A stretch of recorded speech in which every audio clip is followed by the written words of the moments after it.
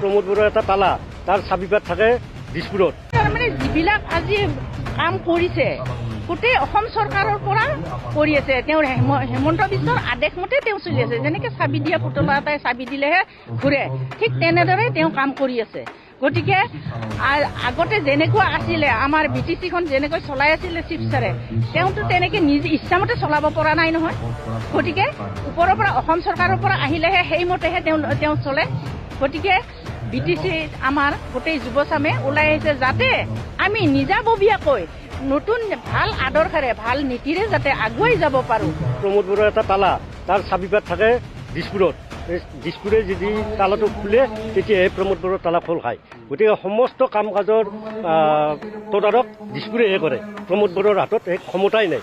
PF দলৰ প্ৰধান আগ্ৰামা মহিলাৰী ছাৰে যেতিয়া চৰকাৰখন গঠন কৰিছিল, ইয়াত ইণ্টেৰিয়াম চৰকাৰৰ পৰা যি কেইবছৰ চলাই গ'ল, তাত ইয়াত 40খন ডিপাৰ্টমেণ্ট আছিল। আৰু তাৰ পিছত যেতিয়া UPPL চৰকাৰ গঠন কৰিলে, গঠন কৰাৰ পিছত আমি শুনিলোঁ তাৰ পৰা 14টা নে 16টা ডিপাৰ্টমেণ্ট ইয়াৰ পৰা উঠাই লৈ গ'ল। উঠাই লোৱাৰ কাৰণটো কি? সি এজন পুতলা হৈ আছে। আমাৰ BTCৰ চিফ এখেত ইয়াত মানে পুতলা হৈ আছে।